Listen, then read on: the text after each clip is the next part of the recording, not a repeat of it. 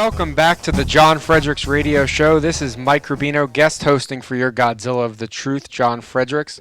I want to welcome our next guest, Attorney General Jeff Landry, the sitting Attorney General in Louisiana, the chairman of the Republican Attorney Generals Association, a former member of Congress, and the immediate past president of the National Association of Attorney Generals. General, welcome so much. Welcome to the show. Thank you so much for joining us. Having me, Mike. Good morning, everyone. Now, I understand that you have Cristobal bearing down on your state. Are you all staying safe? What are you doing to prepare for this storm?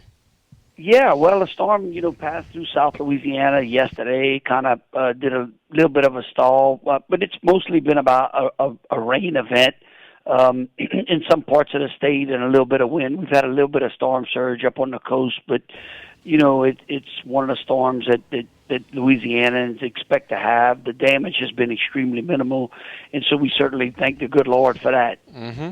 Well, I have to tell you, I just had Governor George Allen on the show, and he was extremely complimentary of your gator hunt. So I just want to pass that on to you. He said it was the best event he's ever been to. Well, we got a lot of people that work real hard to welcome people down to South Louisiana to come down to that event, and we enjoyed it. We certainly enjoyed having him as well. Just a fine fella, and hope he's doing well. Yeah, he's working on the coronavirus task force, so he was making recommendations and explaining what's going on. I want to pivot to you, and you're the top law enforcement officer in your state. And what would you like people here in the Commonwealth, in D.C., and across the country to hear as far as what we see going on across this country?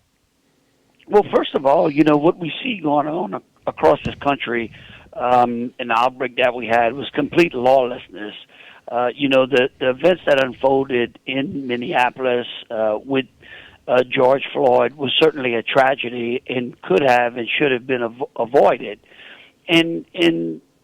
But there is a justice system, and if we don't stand up for that particular justice system and air our grievances in a way to correct it, then we all fail, because just basically compelling and supporting additional acts of violence doesn't in any way negate the injustice that occurred at that particular time. It's been completely disappointing. You hear things like people wanting to disband the police department, people saying that, we had an Attorney General, Maura Healey, who, look, I know Maura. I thought it was extremely disappointing for her to say, what, the only way that a forest can regrow is to burn it to the ground.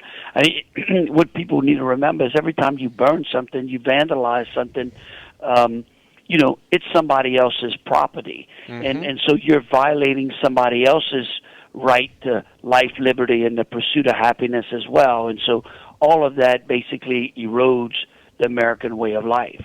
Well, what are you seeing down there in Louisiana specifically? I mean, I'm here in Richmond, and I can tell you that there's been quite a lot of pressure put onto the local governments as far as, what we're seeing. I was driving by a museum yesterday, and it was the Virginia Museum of Fine Art, and it had some very graphic things written on it. So it's not even, I know that we're, the statues here on Monument Avenue in Richmond are going to be coming down, but they're even defacing property like the Virginia Museum of Fine Art, which has art from all over the world. So what are you seeing in Louisiana and New Orleans and Lafayette and Baton Rouge? Well, down here in Louisiana, things seem to be pretty peaceful. We had a little bit of a flare-up one night in New Orleans, but for the most part, everyone has been able to protest peacefully. And again, that certainly is a First Amendment right, and we recognize and can appreciate that.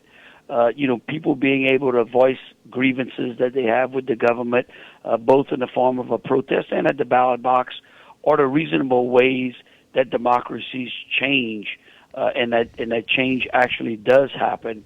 But when we incite fear and violence, that just leads to more violence, and then it starts to spiral out of control. But so thankfully here in Louisiana, things have been for the most part peaceful, and a lot of that, our hats off goes out to our law enforcement agencies, from the federal agents all the way down to the local and state agents, who have been able to allow the protesters to protest and peace to continue. Well, I'm actually looking at a quote here from you, and it speaks to the fact that you are essentially America's last line of defense, and you every day work to uphold the Constitution. I'm going to read this quote.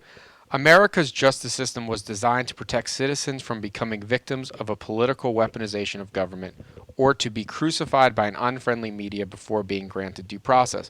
Now, your quote is in reference to Michael Flynn, but I think what you're speaking to is the larger process at play. And what you're saying is essentially every American has the right to be free, but you can't take away their freedoms to let other people have freedom. I mean, it doesn't work that way. You can't burn a forest down and then expect the forest to regrow when that forest was in fact someone else's freedom and liberty. This op-ed, though, which is about Michael Flynn, do tell us about it. I mean, freedom and law and order are the fundamental cornerstones of our democracy, and they're facing existential threats. That's a powerful statement. Yeah, look, I think that the Michael Flynn tragedy ties in to the violence and protests as well, because what we've seen is a complete erosion in the rule of law from both sides. I mean, General Flynn was the subject of an investigation. When investigators couldn't find a way to charge him, they basically made up or submitted to the court a document under which they knew was false. That in and of itself is problematic, and anything that is spurned from that particular investigation, under our Constitution, is basically fruit of a poisonous tree, and therefore, the evidence is unacceptable in a court of law.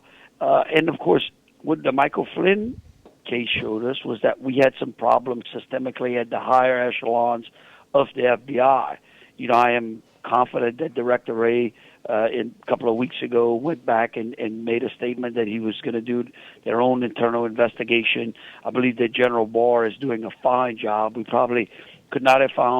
president probably could not have found a better attorney general at this particular point in time than General Barr.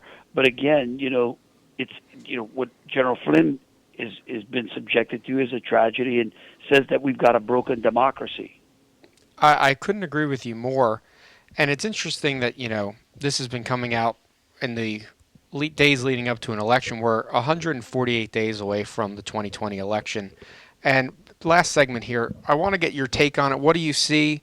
Who do you think Joe Biden will pick as a running mate? And then, what's your predictions? Polls aren't looking good now, but polls never look good, 5 months out from an election. Things tighten up. I mean, the better question is, can Joe pick a running mate? That's going to be the interesting part. Mm-hmm. Look, I think that when you look at the direction that the Democratic Party has taken and how extreme it has become, I think they have problems. I think the president has shown that he has the ability to lead in some of the toughest times that the nation has faced in quite some time, and I think people will judge him well on that. I completely agree with you. Well, I want to thank you, General, for coming on. I think yours is a voice that we would like to hear more of in Virginia and D.C. and across the country. Thanks so much, and stay safe, and thanks for everything you're doing. Okay, Mike. Take care. Y'all have a great morning. You too.